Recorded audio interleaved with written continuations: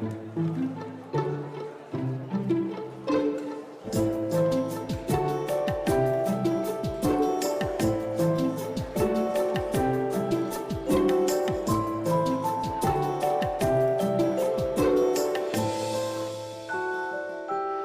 vous êtes philosophe, enseignante et productrice radio. Vous êtes l'auteur de plusieurs ouvrages, dont Ai-je vraiment du mérite ou encore Qu'est-ce qui fait mon genre, qui ont été publiés chez Gallimard Jeunesse.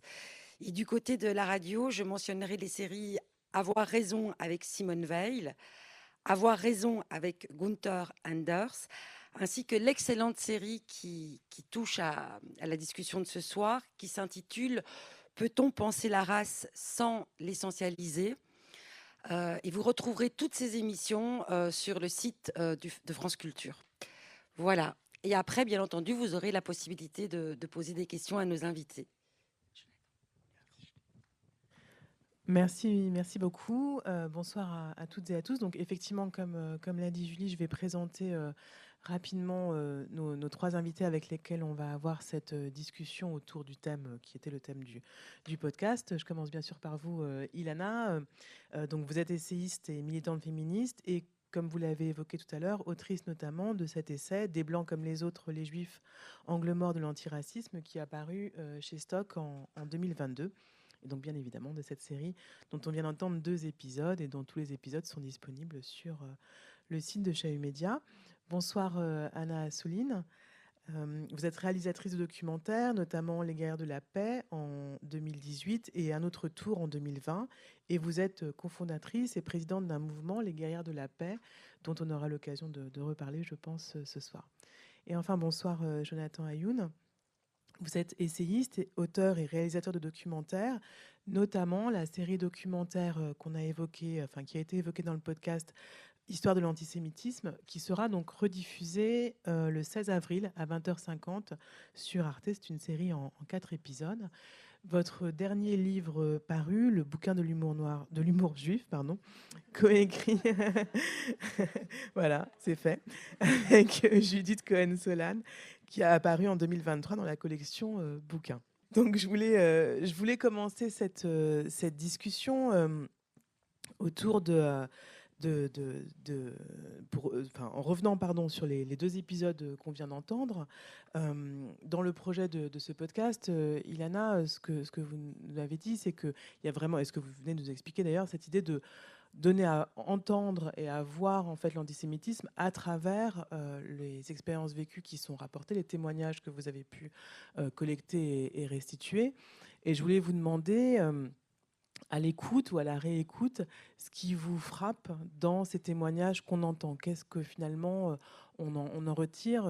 Pour ma part, les témoignages de Lola Lafont et Alice Pfeiffer d'insultes antisémites dans l'intime, en fait, dans le couple. Vous parlez de sidération, c'est vrai qu'il y a cette dimension en effet assez sidérante. Qu'est-ce qui ressort de cette écoute ou de cette réécoute? Alors peut-être plutôt Anna et Jonathan, à travers tous ces témoignages qui donnent aussi à entendre les différentes formes en fait que l'antisémitisme prend ou peut prendre. Franchement, c'est difficile de choisir. Je trouve que c'est tellement remarquable le travail que tu as fait, Ilana, tellement complet. Effectivement, c'est drôle parce que vous venez d'en parler. Le passage qui m'a interpellée à la réécoute là, c'est aussi ce passage sur l'intime qui n'était pas forcément celui que j'avais le plus retenu à la première écoute. Donc là, ça m'a vachement interpellée cette histoire de qu'est-ce que finalement ça vient dire aussi de cette attirance, qu'est-ce que ça... Enfin voilà, j'ai trouvé ça très intéressant. Ça ouvre une porte en fait vers quelque chose qui me paraît très intéressant. Aussi, l'écoute, du coup pour moi la deuxième écoute était aussi très, très, très intéressante. Et l'entrée en matière dès le 3e épisode, hein, le premier en tout cas qu'on a écouté ce soir, sur cette problématique-là qui est toujours très, très présente lorsqu'on cherche à savoir comment faire avec cette identité particulière, qui à la fois, soit on tombe, ce qui est défini par Albert Memmi, hein, j'apprécie beaucoup, j'ai D'ailleurs, tu es particulièrement touché par le fait que le philosophe Albert Memmi soit cité à plusieurs reprises dans ta série Ilana de podcast, dès le premier épisode, et là encore en début du troisième épisode, où il parle de cette judéité complexe, difficile, où à la fois il ne faut pas tomber dans le piège de la vivre de manière honteuse ou revendiquer, et qu'il faut peut-être juste l'assumer et d'être entre les deux. Et donc le premier témoignage qui parle de cette personne qui dit cette blague, donc on revient à la question de l'humour, qu'il soit juif ou noir, mais qui aide à déconstruire, où elle dit cette blague sur le nez, en disant je me suis fait refaire le nez, et que quelque part c'était pour venir pointer l'antisémitisme en face, et que l'autre lui dit oh là là, mais comment tu as pensé à ça, et qu'il l'inverse, et qu'il retourne le fait qu'elle vient le pointer, et toujours quelque chose de très intéressant qui se vérifie de plus en plus, surtout en ce moment dans la lutte contre l'antisémitisme, où c'est inversé, cette manière de pointer le fait qu'on porterait soi-même un message empreint de préjugés. Je crois sur la question de l'antisémitisme vécu, ce qui est important et ce qui revient souvent, particulièrement chez mes amis goy, enfin non juifs, c'est un peu l'idée que finalement l'antisémitisme pour eux souvent c'est quelque chose de très extrême. C'est l'agression physique, le meurtre, et on oublie, il y a vraiment une occultation du spectre vraiment très très large de ce que représente l'antisémitisme. Où ça commence vraiment sur des petites blagues, on dit fais pas ton juif. Moi on m'a dit quand j'étais en études de communication, bon, toi, tu as du réseau, tu n'auras pas de mal à trouver un boulot. Enfin, des choses comme ça, des petites choses qui peuvent paraître anodines, triviales, mais vraiment mettre la lumière sur ce que c'est que l'antisémitisme banal, vraiment du quotidien, comme tous les racismes d'ailleurs, il y a vraiment des petites choses et qui, en fait, additionnées, font un système. Donc, on parle de système antisémite. Et c'est important, en fait, de rappeler que la petite blague au début du spectre, elle alimente un système global qui, à l'extrémité, peut arriver au meurtre antisémite ou à des choses bien plus graves. C'est un point important. Et juste une dernière chose, sur ça, j'en ai beaucoup parlé avec des personnes racisées, alors des copines à moi noires, musulmanes, et je le raconte dans mon essai sur ma première expérience de l'antisémitisme. Et très souvent, il y a un peu ce moment un peu charnière où on réalise qu'on devient l'autre, et ça commence en général petit, enfin ça commence enfant. Moi, la première fois, il y a mon papa qui est là au premier rang, j'avais 8 ans ou 9 ans, et c'est une petite fille à la cour de récréation qui vraiment me dit, je jouais à des cartes Panini avec une copine, et puis elle arrive, elle dit, ne faut pas jouer avec Ilana, c'est une sale juive. Et vraiment cette expérience, je m'en rappelle, mais vraiment comme si c'était hier, c'est un truc qui est une espèce de marquage comme ça au fer rouge. Je suis différente, et c'est quelque chose qui m'apporte, qui fait que je suis rejetée dans le camp de l'autre. Et ça, c'est quelque chose aussi, on se retrouve très souvent, les minorités discriminées, on se retrouve sur cette expérience-là, de ce moment où on devient l'autre, qui est une espèce de violence, vraiment un moment qui est charnière dans son vécu, dans son identité, dans son parcours de vie. Oui, qui est souvent le moment de l'insulte, en fait, que reprend, dont parle aussi Didier Ribon sur l'homophobie. Pour rebondir sur ce que disait Jonathan, cette question effectivement de ce qu'on peut appeler les micro-agressions, dans ce que vous disiez aussi sur tout ce spectre justement des manifestations de l'antisémitisme, il m'a semblé que ce qui était aussi au cœur de ce vécu, c'est la question de la visibilité, l'invisibilité, notamment justement dans ce troisième épisode, à partir de cette espèce de coming out. Peut-être rapidement, on peut rappeler ce que c'est que le passing. Déplier un petit peu ce fil, il me semble que en effet tout un peu tourne autour de cette question de à la fois d'une minorité qui est peut-être moins visible, de l'antisémitisme aussi, justement à travers ces micro-agressions qui parfois peut paraître moins visible aussi, de ce que vous avez évoqué dans le podcast également d'une forme de déni, justement de l'antisémitisme et des agressions vécues. Alors, commençons peut-être par le passing qui est évoqué à plusieurs reprises dans les épisodes qu'on a entendus. Est-ce que vous voulez bien me rappeler rapidement de quoi il s'agit ? Oui, le passing, c'est quand on peut du coup passer pour alors un blanc en l'occurrence. Il peut y avoir le passing, on peut passer pour hétéro si on est bisexuel ou homosexuel. Et c'est un peu cette idée. Et ça, c'est ce que j'ai souvent reçu aussi. Vous, les juifs, vous êtes privilégiés parce que ça ne se voit pas directement. D'abord, parfois ça se voit. Il y a un nom, il y a quelque chose, il y a un détail. C'est Alice Pfeiffer qui est ici présente qui en parle très bien dans l'épisode. Il y a un détail quand elle dit voilà, je réponds un peu spontanément à ma mère et d'un coup, il y a un mot, il y a un truc et je suis repérée comme juive. Et en fait, cette idée de privilège, moi, ça m'horripile parce que non seulement c'est pas un privilège parce qu'on n'a pas toujours ce passing-là, et même si on a ce passing, il y a cette espèce de pomme empoisonnée où en fait, comme elle le décrit très bien d'ailleurs, parce qu'on n'est pas repéré comme juif, les antisémites autour de nous vont se lâcher Et il y a ce truc toujours, cette espèce de d'épée de Damoclès, quand est-ce que je le dis? Est-ce que je le dis? Est-ce que c'est dangereux? Et tout ça, ça fait partie de ce qu'on appelle, c'est en discutant avec vous d'ailleurs avant cet événement, c'est la charge raciale. C'est vraiment ça, cette idée en fait. Le fait de savoir, de me demander si je dois le dire ou pas, c'est quelque chose qui va me peser, c'est quelque chose qui fait partie du vécu antisémite intégralement. Oui, et dans cette charge raciale, il y a aussi un terme qui revient plusieurs fois, ça m'a frappé là en réécoutant, c'est la question de la surveillance. De à la fois, si j'ai bien compris finalement, se surveiller soi pour ne pas se trahir, entre guillemets, justement dans cette corde raide entre coming out et staying in, comme vous le disiez, mais aussi surveiller les autres, les situations, être dans un espèce d'état d'alerte pour savoir justement voilà, s'il y a un risque ou pas à ce coming out, comme vous le disiez, Anna Assouline. Non, moi, sur cette question de passing, effectivement, je trouve qu'il y a quelque chose du coup qui peut pas vraiment être vécu de l'ordre du privilège, en tout cas de ce point de vue-là, parce que d'ailleurs, je crois qu'on en discutait pendant ton podcast, on se disait, mais du coup, il y a un avant et un après. C'est-à-dire qu'on a la possibilité de voir comment les gens agissent avec nous quand ils ne le savent pas, et d'un coup, de se confronter de manière brutale à ce que ça produit chez l'autre et à la manière dont il change son attitude vis-à-vis de nous une fois qu'il le sait, et ce que ça provoque comme, je dirais même, comme effondrement, parfois à l'intérieur de nous, de réaliser ce que ça peut susciter chez l'autre, et d'une violence assez grande.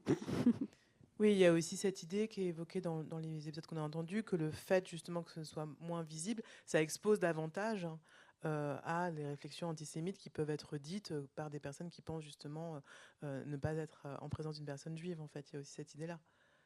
Oui, c'est ça. Il y a des gens qui sont très chaleureux avec vous. Enfin, moi, je sais, par exemple, je suis séfarade. Donc, en l'occurrence, bon, pas moi, parce que moi, je pourrais très bien ressembler à une ashkénaze. Mais il y a des séfarades, on parle de passing, de white passing, mais il y a des juifs séfarades qui peuvent ressembler à des musulmans. Enfin, voilà. Donc, j'ai déjà, quand j'ai parlé de mes origines marocaines, parce qu'il m'arrive, quand on me demande quelles sont mes origines, dire d'abord je suis d'origine marocaine avant de préciser que... Enfin, et puis moi, je fais partie d'une génération où la première question qu'on pose aux gens, c'était de quelle origine? Tu t'appelles comment? T'es de quelle origine? Et c'est vrai que ce truc de dire je suis d'origine marocaine, ça a pu parfois, par exemple, susciter des réactions très chaleureuses. Ah ouais, t'es marocaine, tu viens d'où, etc. Et puis dès que je précisais le fait que j'étais juive, effectivement, d'un coup, on passait à quelque chose de beaucoup plus glacial, voire d'hostile. Pas toujours, hein. D'ailleurs, très souvent, ça peut donner lieu à mais on est des cousins, mais c'est génial. Enfin, tout existe. Mais en tout cas, quand il y a cette forme quand ça suscite un rejet chez l'autre, effectivement, je trouve que le fait d'avoir pu voir une forme de chaleur, et de la voir totalement disparaître brutalement, c'est pas quelque chose qu'on ressent comme un privilège, en tout cas. Jonathan Ayoun, cette question de la visibilité et de l'invisibilité, elle est aussi très présente dans votre série documentaire, parce que l'histoire de l'antisémitisme, elle se construit justement un peu autour de ça, c'est-à-dire comment est-ce qu'on va progressivement essayer d'inventer en quelque sorte des marqueurs qui permettent de stigmatiser une population dont on ne veut pas qu'elle se mélange, tantôt avec les musulmans, tantôt avec les chrétiens. Et finalement, paradoxalement, j'ai l'impression que plus les juifs se sont mêlés à la population, plus en fait l'antisémitisme s'est déployé comme une réaction pour essayer justement d'identifier une population dont on ne veut pas qu'elle se mélange avec les autres. Oui, la question de cette ressemblance si grande qu'on ne peut pas d'un coup d'œil savoir qui est juif, qui ne l'est pas, a été une obsession des antisémites à travers les siècles, et que cette manière de vouloir les rendre distingués a été une des formes d'antisémitisme les plus puissantes, en tout cas dans les politiques mises en place, voire même dans l'imagerie mise en place. Donc, on parlait tout à l'heure du nez juif. L'apparition du nez juif dans l'iconographie chrétienne au XIIe siècle avait pour objectif donc de pouvoir, quand on regarde un tableau, savoir qui est juif, qui ne l'est pas. Donc une des manières de pouvoir d'un coup d'œil savoir qui sont les juifs représentés dans le tableau, puisqu'ils avaient dans tous les cas les mêmes traits physiques que les autres, c'était de différentes manières, notamment leur courbant le nez, auquel on ajoute l'idée de maléfice, l'idée animalière, l'idée d'avoir un corps difforme qui voudrait dire un esprit difforme. Donc voilà un exemple. Mais il n'empêche que la distinction des juifs des autres dans l'espace public qui a donc été fait par des signes ostentatoires qu'on leur a infligés. On les a affublés aussi au XIIIe, XIVe siècle, notamment de ce qu'on appelle la rouelle, était aussi une conséquence d'abord donc dans l'imagerie, dans l'iconographie, puis dans la réalité, d'une manière de les distinguer, parce que quelque part, ce mélange a toujours dérangé, en tout cas dans ceux qui prenaient l'antijudaïsme théologique, et donc il a fallu, cette politique de distinction était très importante. Et en effet, depuis l'émancipation, c'est-à-dire depuis que les Juifs étaient considérés comme les autres, et notamment avec l'arrêt des ghettos, avec l'arrêt des signes ostentatoires, une des premières accusations qui ressortait dans ce qu'on appelle la contre-révolution en France au XVIIIe siècle, c'était de dire « Ah ben maintenant, on ne va plus pouvoir les distinguer, on ne va plus pouvoir les identifier, puisque dans tous les cas, ils pourront même avoir, par exemple, les mêmes métiers que les autres. » Donc, qui était aussi une des manières de les distinguer. Donc, en effet, la question de la visibilité et de l'invisibilité est quelque chose de très important. Et donc, à chaque fois qu'on entend aujourd'hui, pour rejoindre la thématique de contemporaine et actuelle de la question du vécu, à chaque fois qu'on entend des Juifs dire « mais je préfère m'invisibiliser », c'est aussi quelque part toute cette longue histoire-là qui vient dire la violence du geste de devoir ou de vouloir s'invisibiliser pour ne pas prendre le risque de l'antisémitisme. Donc ce n'est pas seulement un geste de protection, c'est un geste qui vient aussi être chargé d'une si longue histoire de malheur, de tragédie, de ravage et de mort, qui fait que la lutte contre l'invisibilisation a toute son importance. C'est pas simplement parce que dans ce temps-là, ou parce que nous sommes dans quelques mois où l'antisémitisme explose, certes comme jamais, mais explose, et que donc peut-être nous allons choisir de nous invisibiliser un temps, qui fait que le geste-là, il n'est pas anodin, c'est pas juste un geste provisoire, c'est un geste qui coûte beaucoup à celui qui le fait. Et on voit, notamment dans post-7 octobre, avec toutes les statistiques, etc., la montée en flèche de l'antisémitisme un peu partout dans le monde. Un des gestes les plus communs, c'est de retirer la mezouza, de retirer le nom sur l'interphone, de changer son nom sur des applications de commande de taxi, commande de nourriture, etc. Donc oui, on est en plein dedans, quoi, l'invisibilisation et se cacher par réflexe défensif. Ouais. Oui, ça, je trouve que ça pose deux questions. La première, c'est effectivement, comment est-ce qu'on réagit en fait individuellement, de quelles ressources est-ce qu'on dispose individuellement pour réagir. Alors tantôt, effectivement, là, c'est plutôt une situation d'insécurité, voire de menace, mais aussi directement à une insulte. Dans le podcast, on entend, alors j'avoue, je ne sais plus qui parle du taxi et qui à moi est dans le taxi, avec voilà, à la fois avec un chauffeur de taxi qui tient des propos antisémites. Bon, est-ce qu'on a toujours la ressource, le temps de, en fait, répondre, réagir. De nouveau, je vais citer Didier Ribon, mais je me souviens d'une interview de lui où il raconte qu'il va acheter son journal et le vendeur du journal tire des propos homophobes et il dit en fait, je viens juste acheter mon journal, j'ai pas le temps de réagir. Donc, je trouve qu'il y a quand même cette question de voilà, est-ce qu'on est toujours en mesure de réagir? Et à ce titre, je trouve que c'est intéressant ce que vous dites, Anna Assouline, dans le podcast, quand vous dites moi, je préfère me prendre des tartes finalement que de me taire.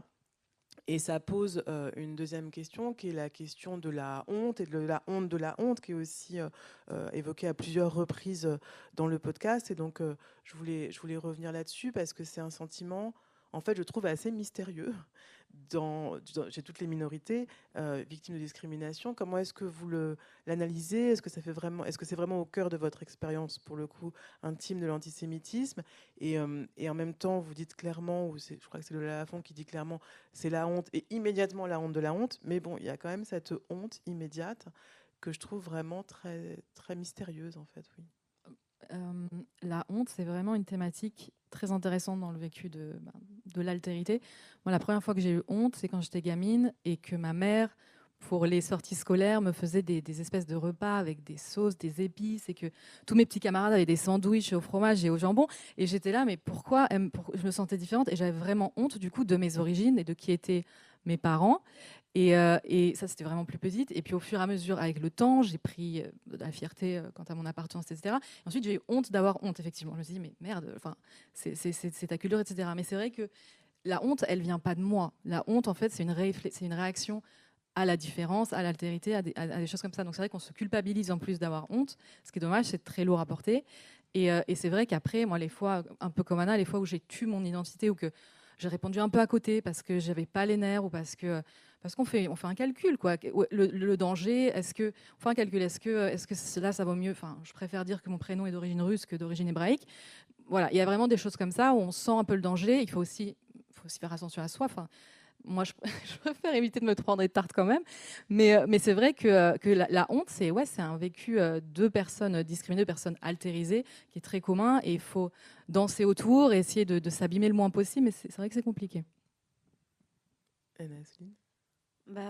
C'est vrai que du coup, j'ai pas envie de redire ce qui a été dit. Je suis totalement d'accord avec ce que vient de dire Ilana. Et effectivement, moi, mon expérience à moi, intime, elle est un peu différente et elle n'est pas forcément révélatrice de ce que peut ressentir la majorité. Et moi, il se trouve que j'ai grandi. Il y a deux choses. Il y a un effet générationnel. C'est pour ça, d'ailleurs, quand on parle des nouveaux mouvements émergents de juifs qui luttent contre l'antisémitisme, avec cette volonté d'affirmation de soi, de ne plus, et je crois dans toutes les luttes antiracistes pour nos générations, il y a cette volonté de plus baisser la tête, d'affirmer qui nous sommes, d'affirmer aussi nos particularismes, c'est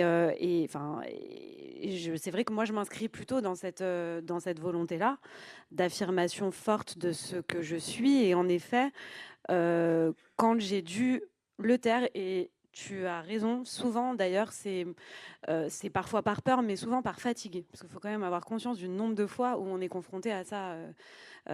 Effectivement, le taxi, c'est un grand classique, c'est très souvent, et puis ça, enfin voilà, c'est vraiment permanent.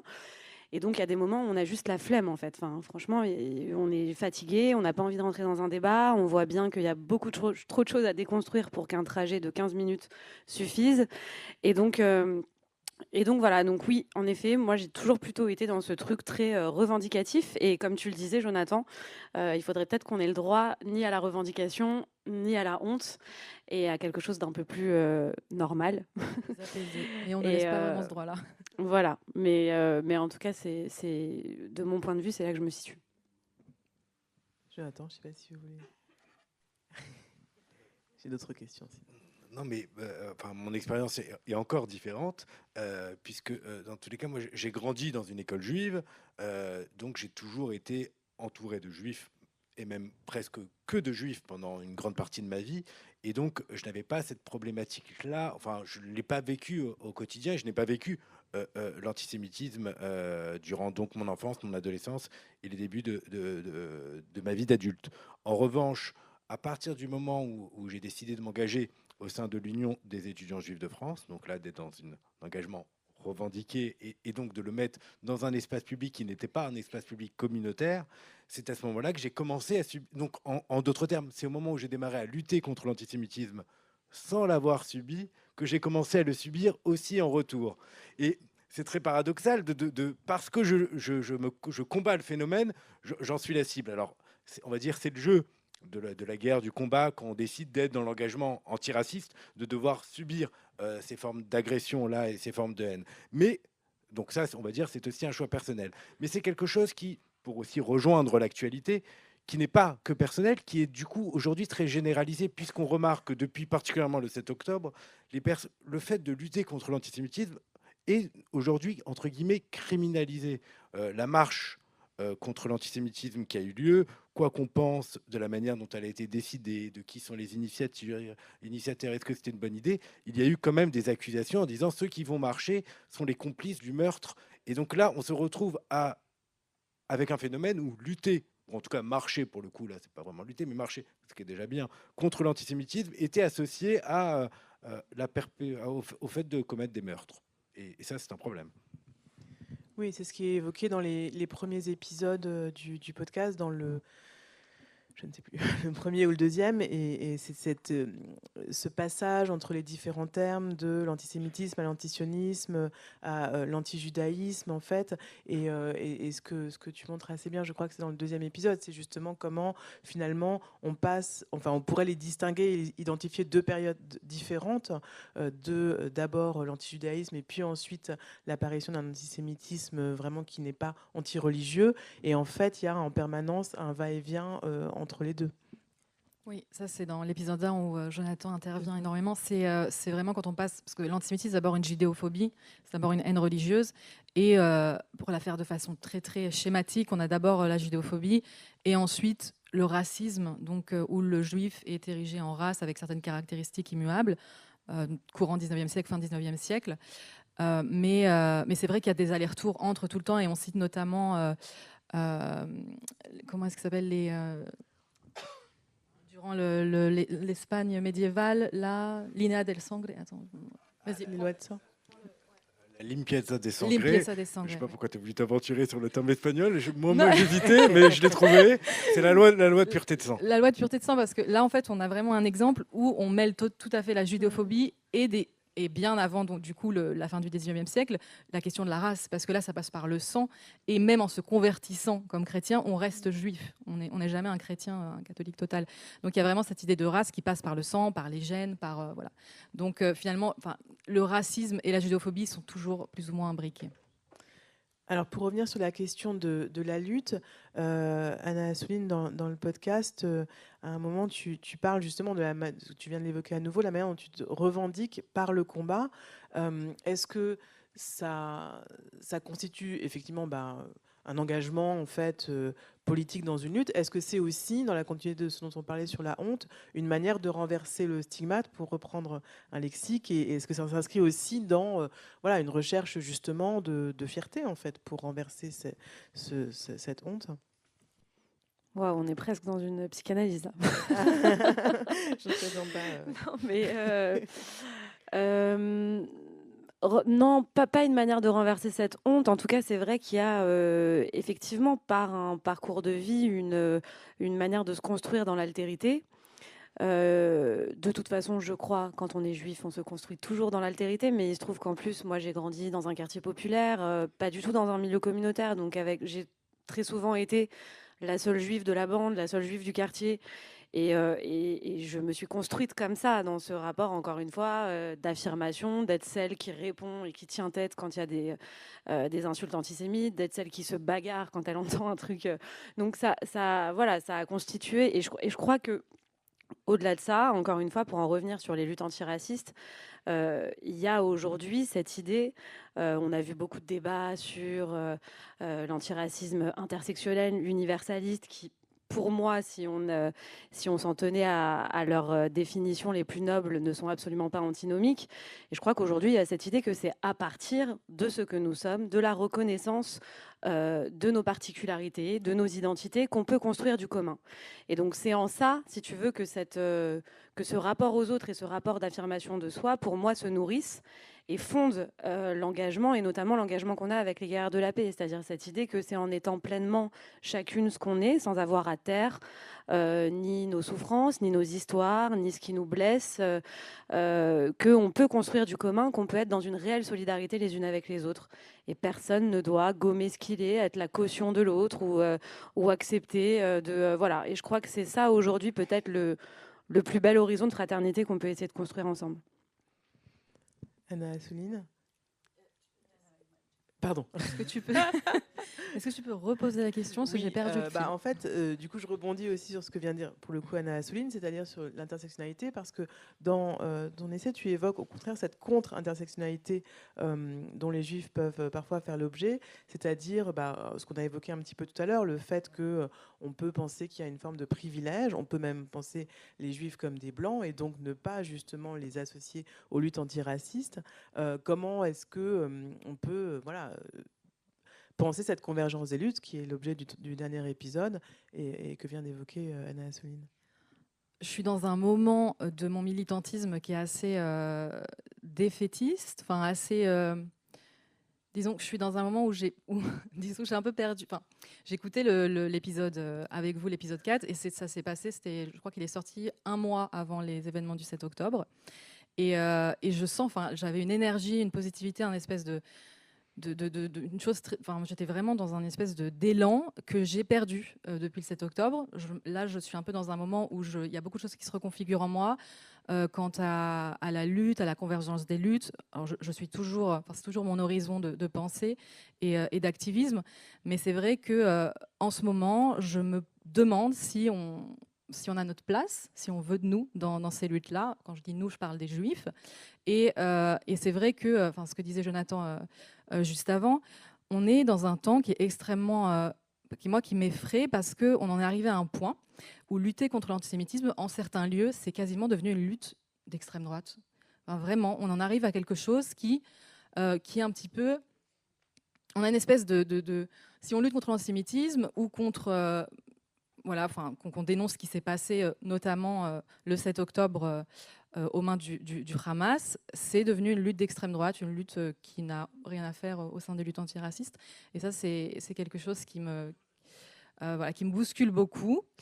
Et c'est vrai j'en parle dans mon essai, mais il y a eu un tel désengagement des camps de la gauche, que ce soit le camp antiraciste, une partie du camp antiraciste et une grande partie de la gauche radicale. Il y a un tel désengagement sur la question de la lutte contre l'antisémitisme. L'extrême droite s'est insérée dans cette faille-là. Donc aujourd'hui, on a une espèce de trait direct entre lutte contre l'antisémitisme et extrême droite. Et c'est quelque chose qu'il faut absolument, faut pas qu'on laisse le terrain à ces discours-là, parce que c'est quelque chose qui est abominable. Pour moi, c'est ma plus grande colère actuelle, c'est que l'extrême droite puisse se placer comme les défenseurs des Juifs et que ça rencontre un certain écho aussi dans nos communautés. Et voilà. Donc pour moi, c'est vraiment le combat actuel, c'est de récupérer le terrain et de continuer à se battre. Moi, j'ai pas beaucoup d'énergie en ce moment, mais je regroupe mes énergies et je pense qu'il faut vraiment aussi aller vers le collectif. On parlait, il y a des membres du RAR qui sont là dans la salle, il y a les Juifs et les Juifs vénères, il y a le collectif Golem qui est né récemment. Donc toutes ces initiatives qui visent à dire on est de gauche, on est juif, et on se bat contre l'antisémitisme, et ça n'a rien d'une lutte raciste ou une lutte d'extrême droite. Oui, parce que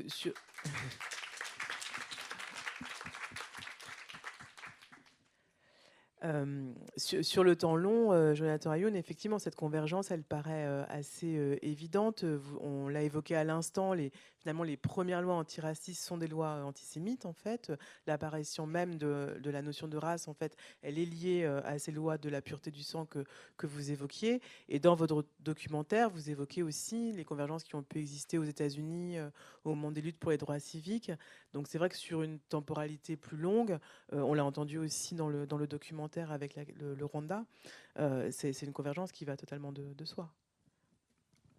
Qui est même, on va dire, un des temps les plus importants de l'histoire des Juifs, que j'évoquais tout à l'heure, qui est le moment où ils obtiennent l'égalité pour la première fois en Europe, c'est-à-dire durant le temps de la Révolution française, lorsque les Juifs deviennent comme les autres Français, citoyens, et que tout leur est accessible enfin. Ce moment-là a été un moment de lutte pour les Juifs, pour les défenseurs auprès d'eux de l'émancipation parmi les révolutionnaires, parce que c'était un combat minoritaire. Et il se trouve que les mêmes, je parle donc des non-juifs qui ont mené le combat pour que les Juifs obtiennent l'égalité, avaient aussi un combat central pour l'abolition de l'esclavage et avaient monté ce qu'on appelle la Société des Amis Noirs. Et on voit bien à quel point il y a eu un combat commun, déjà pour ce qu'on appelait d'abord les libres de couleur deviennent égaux, et puis dans tous les cas pour abolir l'esclavage. Et donc en réalité, le combat antiraciste, en effet, comprend le combat contre l'antisémitisme, et le combat contre l'antisémitisme ne devrait jamais être mené sans un combat antiraciste en même temps. Et c'est vrai que dans l'histoire, ces temps-là ont été très nombreux. Vous avez référence, en effet, dans le documentaire, l'histoire de l'antisémitisme que j'ai donc réalisé pour Arte et coécrit avec Judith Cohen-Solal qui est dans la salle. Dans l'épisode 4, on a tenu à parler et à s'attarder sur ce qu'on appelle la Black Jewish Coalition dans les années 60 aux États-Unis, le mouvement des droits civiques, où de grandes personnalités, de beaucoup de militants juifs se sont impliqués dedans. Et ce qui était très intéressant d'ailleurs, c'est, bien sûr, on n'aime pas les comparaisons, on n'aime pas parler, on entend bien que convoquer la Shoah à chaque fois qu'on mène une lutte contre le racisme est un problème, mais on ne peut pas s'empêcher de voir des liens importants, puisque ce moment de Black Jewish Coalition, pour ne pas non plus être trop long, a été particulièrement intensifié juste après, donc 1961, après le procès Eichmann à Jérusalem. Le moment où beaucoup de juifs américains ont pris véritablement conscience de l'horreur de l'Holocauste, ont entendu pour la première fois des témoignages et qu'ils se sont dit never again. Et le never again, c'était pas à ce moment-là simplement de lutter contre l'antisémitisme. Le never again à ce moment-là, c'était par exemple donc de s'engager dans le mouvement des droits civiques. Et je pense que c'est très important de rappeler tous ces temps-là de lutte commune qui aujourd'hui sont, il faut le dire, moins fortes, moins présentes. c'est évoqué, et c'est donc d'où l'utilité de ce type de podcast qui vient rappeler aussi cette histoire-là, et qui, en plus, rencontre un front guerrier assez conséquent, pour utiliser des termes peut-être inadéquats et maladroits, mais c'est pas grave, un front important de l'extrême droite qui cherche, dans tous les cas, à diviser la lutte antiraciste et qui n'y arrive pas totalement, mais y arrive tout de même en partie. Et une des nouvelles manières de l'extrême droite, en tout cas en France, parce que c'est pas pareil ailleurs, mais en France, de diviser la lutte antiraciste, c'est donc par exemple de faire de la lutte contre l'antisémitisme l'un de ses combats. Et c'est ce travers-là, cette perversion-là qu'il faut démasquer aussi pour renforcer le camp antiraciste unitaire. Ce qu'on entend aussi dans le podcast, c'est que l'antisémitisme n'est pas que un antiracisme. Quelle différence est-ce qu'on peut faire, Elena Weissman ? Oui, que l'antisémitisme, c'est effectivement un racisme, mais pas que. Et c'est vrai que souvent, quand on a des libellés, on va dire, lutte contre l'antisémitisme et le racisme, les gens vont encore se dire, mais c'est encore une sorte de privilège, pourquoi est-ce qu'on divise, pourquoi est-ce qu'on parle d'antisémitisme ? Ils se pensent meilleurs, ils pensent que leur oppression est plus importante. Non, c'est qu'on doit bien définir chaque terme pour pouvoir mieux lutter contre. Et l'antisémitisme, effectivement, on en parlait sur... ça a commencé par être une judophobie, puis un racisme, puis les deux entremêlés. C'est le racisme le plus ancien. Il a des particularités, comme les autres racismes ont des particularités, donc on ne peut pas parler uniquement de racisme.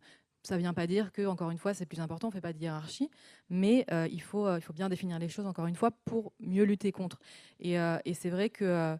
qu'aujourd'hui, parce qu'on est beaucoup, et c'est pas nouveau en réalité, dans des discours de compétition, ça commence avec Nation of Islam aux États-Unis, qui a été importé par Dieudonné en France, sur la question de, on parle de mettre en concurrence la Shoah et l'esclavage, par exemple.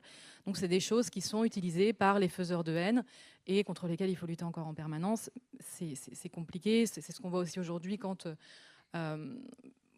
par exemple, entre, on va dire, l'islamophobie aujourd'hui, c'est l'oppression qui est en place. Mais moi, ce que je dis souvent, c'est, il y a plusieurs discriminations qui sont opérantes dans le même temps.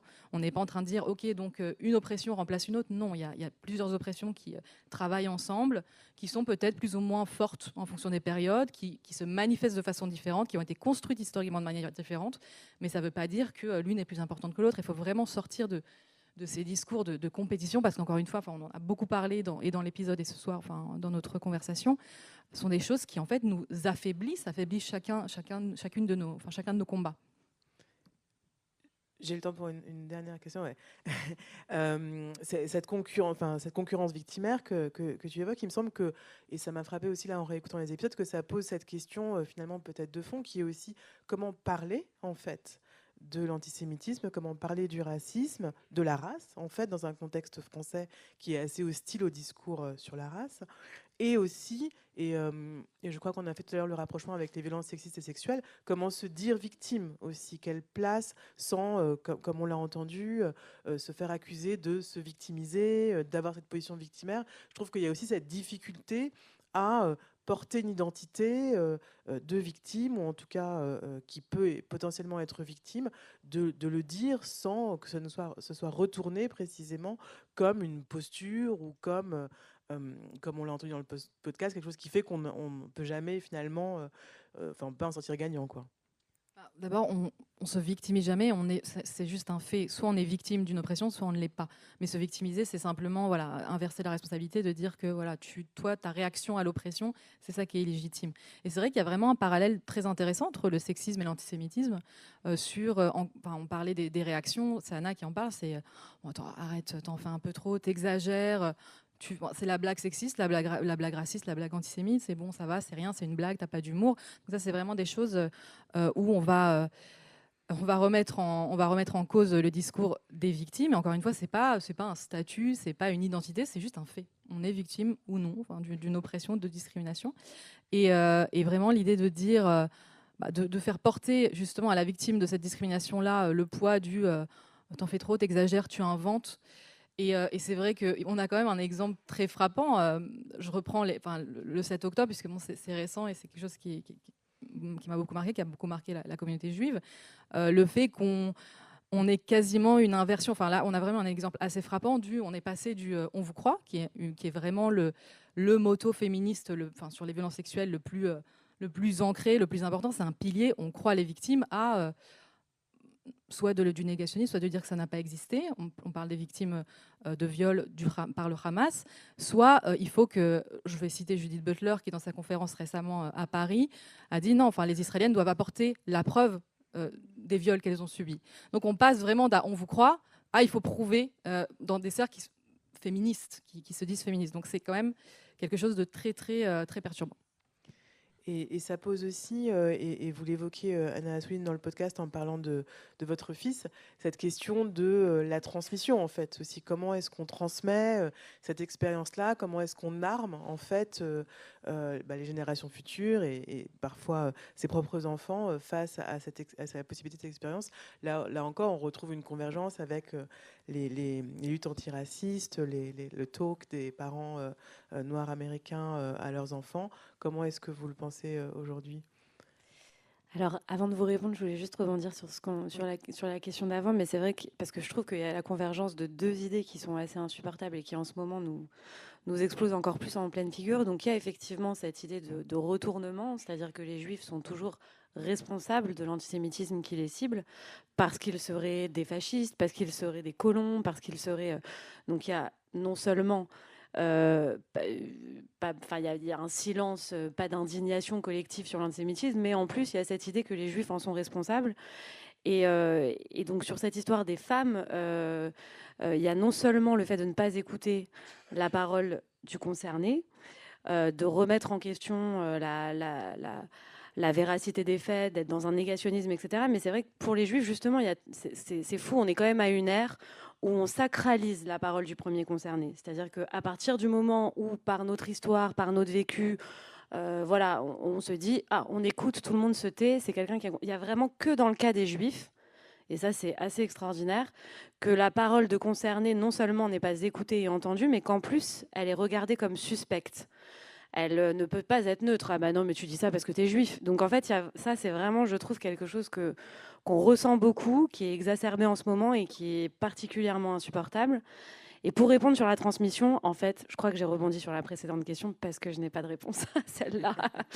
mais non, mais enfin, c'est une question que je me pose tous les jours. J'ai des enfants qui sont encore suffisamment petits pour que j'ai pas besoin je commence à leur en parler un petit peu, mais bon, on y va doucement. Je leur mets pas tout de suite une trop grande charge sur les épaules. Donc je sais ce que ça a suscité comme questionnement en moi, et c'est ce que je raconte dans le podcast. Je crois d'ailleurs que c'est la seule et unique fois de ma vie que j'en ai parlé avec toi, Ilana, mais d'avoir conscience de mettre un enfant juif au monde, du sentiment de responsabilité, de crainte, mais aussi de fierté, je sais pas, ce mélange en fait d'émotions que ça a suscité en moi. Maintenant, sur comment on transmet, je vais essayer de leur transmettre une tradition vivante, joyeuse. J'ai envie qu'ils soient heureux d'être juifs. J'ai envie que ce soit quelque chose de positif pour eux, quelque chose de... je sais pas si j'y arriverai, je sais pas si c'est possible dans le contexte dans lequel on est, mais en tout cas, je ferai tout pour les armer, pour qu'effectivement ils aient ce judaïsme ancré dans la vie, ancré dans quelque chose de tourné vers les autres, de lumineux. J'essaierai de faire ça.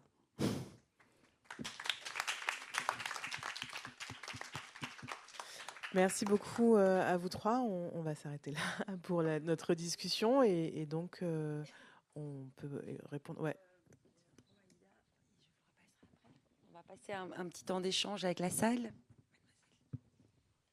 Bonjour. Je voudrais quand même apporter un petit bémol à des réflexions que j'ai entendues. C'est que le victim blaming, le fait de blâmer donc une victime pour ce qu'elle a subi, il existe absolument pour toutes les victimes de discrimination. Lorsqu'un noir est tué par la police, on se demande ce qu'il a fait, ou arrêté par la police, un arabe, un musulman, etc. Si on se rappelle par exemple l'affaire de viol commis par des SK contre une femme noire, qui est extrêmement intéressante en termes d'antisémitisme, de sexisme, de négrophobie et d'islamophobie. Il y a eu évidemment beaucoup d'antisémitisme dans cette histoire, mais la femme noire concernée, Nafissatou Diallo, a été accusée d'être une femme noire, vénale, en colère, etc. Et ce qu'elle avait subi a été remis en cause. Donc je pense que, sans évidemment pas nier ce qui s'est passé le 7 octobre, parce que le 7 octobre, en termes de tsunami dans le monde féministe français, c'est absolument dramatique. parce que le féminisme de gauche a été en dessous de tout, le 7 octobre et les jours qui ont suivi, puisqu'effectivement, comme tu le disais, hein, Ilana, c'est jamais arrivé qu'aucune féministe remette en question la parole de femmes violées. Mais je pense que il est important de rappeler que le victim blaming, tout le monde en souffre. Et je voudrais rajouter un autre truc à toi, Ilana. Tu es une femme juive, tu luttes contre le sexisme, contre l'antisémitisme. C'est pas une vie facile. Et je voudrais t'assurer de tout mon soutien, toute mon amitié, toute mon admiration. T'es pas seule et vous n'êtes pas seule. On n'est pas beaucoup, mais on est là. Et on va essayer. Moi aussi, je suis défaitiste, mais on va y arriver, vraiment. L'énergie du désespoir. Voilà, mais on l'a toutes les deux et on lâchera pas. On n'a pas de choix. Merci Valérie. Et merci vraiment pour tout. Tu es courageuse et c'est chouette.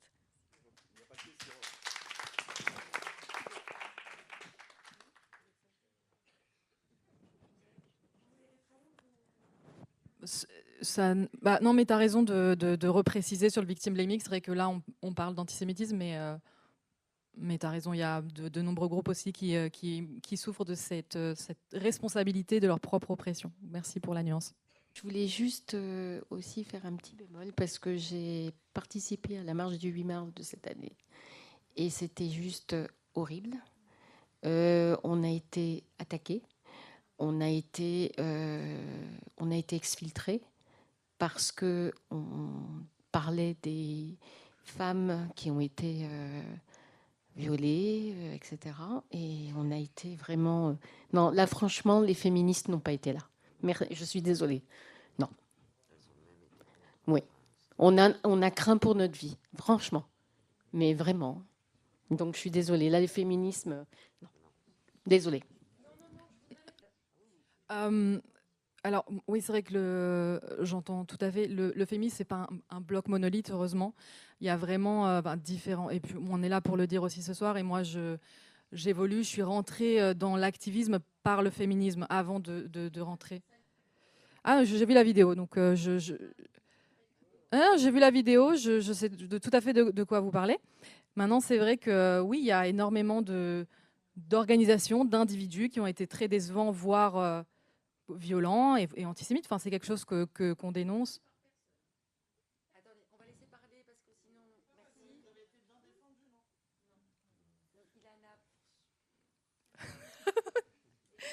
Merci. Non, mais juste pour dire que, enfin, on peut pas, on va dire qu'on peut pas blâmer le féminisme au global. C'est un mouvement d'émancipation et qu'il y ait des individus et des organisations qui sont en dessous de tout. On est d'accord, mais on est là justement pour relever le niveau.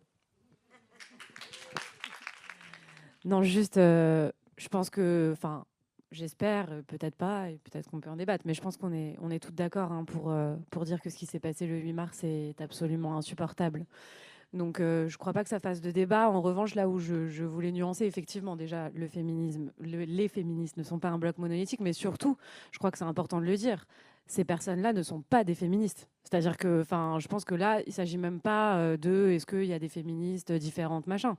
C'est pour moi, on est en dehors du cadre du féminisme. C'est des gens qui, encore une fois, n'ont pas compris ce qu'était le féminisme. Et peut-être pour vous donner un petit brin d'espoir, j'essaye toujours de regarder du côté de la lumière, mais c'est vrai que nous, si on était là le 8 mars, on était aussi là le 25 novembre, on a dû partir de la manif plus tôt parce qu'on organisait aussi un autre rassemblement du 8 mars avec des femmes israéliennes, palestiniennes, enfin bref.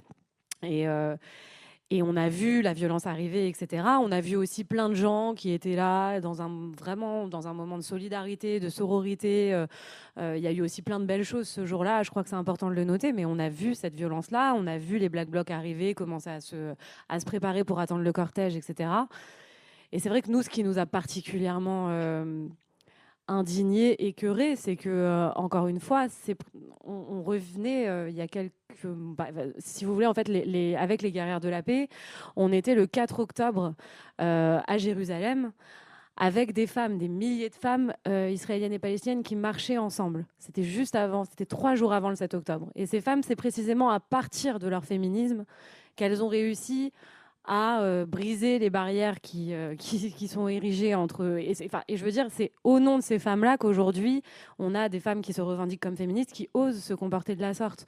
Donc je crois qu'il faut peut-être qu'on fasse preuve d'un peu de dignité, parce que la leur nous oblige. Et donc ça existe aussi. Je veux dire, il y a des féministes qui trouvent le prétexte de cette division pour s'affronter les unes les autres, et il y a précisément ceux qui, au cœur de la guerre, se réconcilient par le féminisme. Et je crois que c'est important d'avoir aussi ça en tête pour ne pas trop désespérer de ce que peut produire la solidarité des femmes.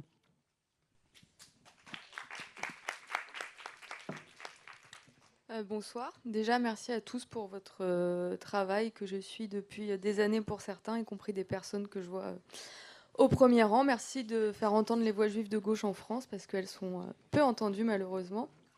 Ilana, tout à l'heure, tu as parlé de l'aspect défaitiste. J'allais te demander justement comment tu vois les choses, mais tu as déjà répondu. Moi, je voulais juste te dire, parce que je pense que c'est important de l'avoir en tête, même si peut-être que dans le fond, on le sait, mais on l'oublie. Il y a beaucoup de gens qui sont ceux qui ne font pas de bruit, ce ne sont pas ceux qui s'excitent sur les réseaux sociaux à commenter. Il y a beaucoup de gens qui ne sont pas juifs, qui voient ce qui se passe, qui se rendent compte quand même. Enfin, moi, j'ai peu d'amis juifs, du coup, j'ai beaucoup de retours de la part d'amis, qu'ils fassent partie de minorités raciales ou non, qui me disent, on voit ce qui se passe. On observe évidemment les personnes qui sont dotées d'un petit peu de nuances et d'esprit critique vont pas se mettre à hurler partout sur les réseaux sociaux, mais je pense qu'il y a une majorité silencieuse de personnes qui parfois étaient très conscientes de l'antisémitisme avant le 7 octobre, parfois qui n'en avaient pas du tout conscience. Moi, je sais que j'ai déjà des amis qui m'ont dit avant le 7, il y a longtemps, pour moi l'antisémitisme c'est terminé depuis la Shoah, on a appris nos leçons. Il faut vraiment vivre dans une bulle de privilèges pour dire des choses pareilles, mais et qui aujourd'hui voient très très bien ce qui se passe et qui disent c'est gros comme une maison, qu'on est en train de revivre certaines choses qu'on a vécues dans les années 30, etc. Donc je voulais juste dire, voilà, je pense que c'est dur pour nous parce qu'on entend toutes les voix haineuses de tous les côtés, mais qu'il y a quand même des gens dotés d'esprit critique, dotés d'intelligence et d'empathie, qui comprennent pas forcément tout ce qui se passe, mais ça c'est normal, parce qu'en plus c'est une oppression qui est pas forcément facile à appréhender. Mais voilà, je pense vraiment qu'il y a une majorité silencieuse. Maintenant, c'est comment on va la mobiliser. Ça, c'est une autre question, mais voilà, je voulais le rappeler pour rapporter une petite note d'espoir. Merci. Merci beaucoup. Mais c'est vrai que c'est ce qu'on disait juste avant avec Jonathan, qui me disait qu'il y avait beaucoup de succès autour du documentaire, qu'il était demandé, il va être remis en ligne sur Arte. Le fait que le podcast fonctionne aussi bien, ça vient dire qu'effectivement, il y a une majorité, comme tu dis, silencieuse, enfin qui fait moins de bruit en tout cas, qui est moins visible, moins polarisée, mais qui est là, qui est attentive. Et oui, c'est vrai qu'on s'appuie beaucoup dessus pour tenir le coup voilà, émotionnellement et pour justement tenir la route sur le long terme dans cette lutte-là. Donc, merci beaucoup. Bonsoir.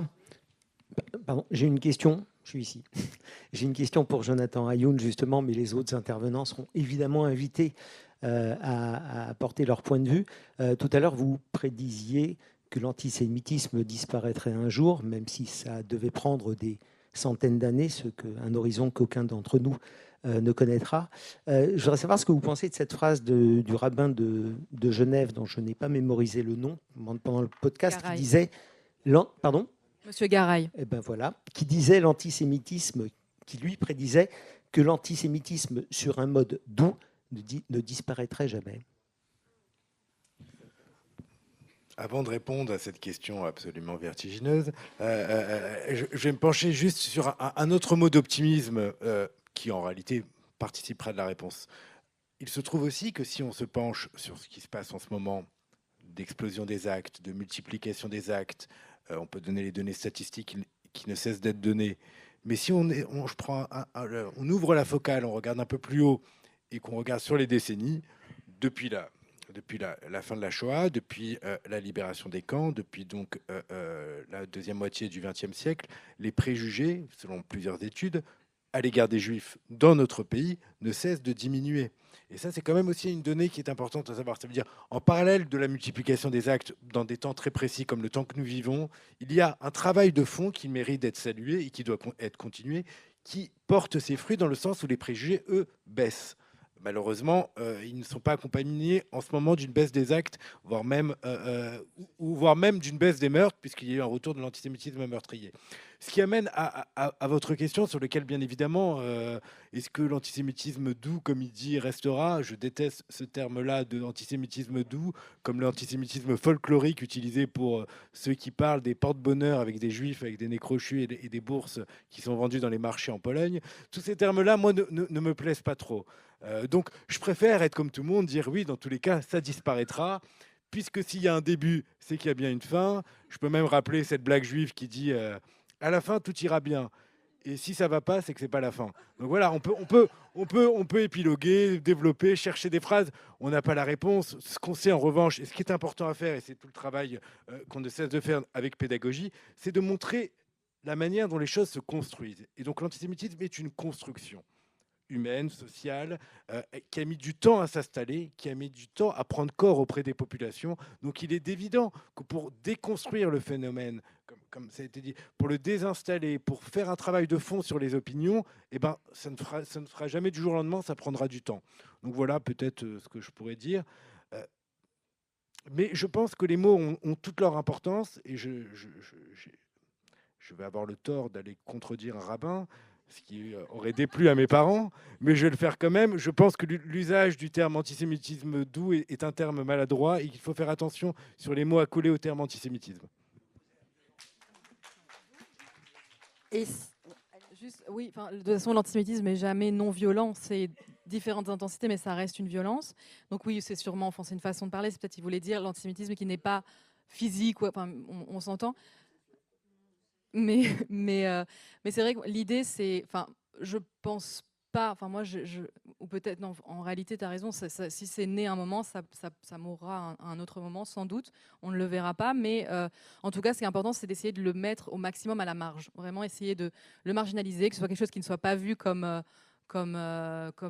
j'ai l'impression que quasiment en ce moment, enfin, être antisémite, ça devient quelque chose de, peut-être pas, j'exagère, mais pas progressiste, c'est pas le mot, mais ça devient cool d'une certaine manière dans certaines franges, donc c'est voilà, c'est une forme d'antisémitisme décomplexé, donc ça il faut absolument lutter contre, il faut vraiment marginaliser ces idées-là et voilà, je pense que c'est le maximum qu'on puisse faire actuellement. Un grand merci à tous les quatre.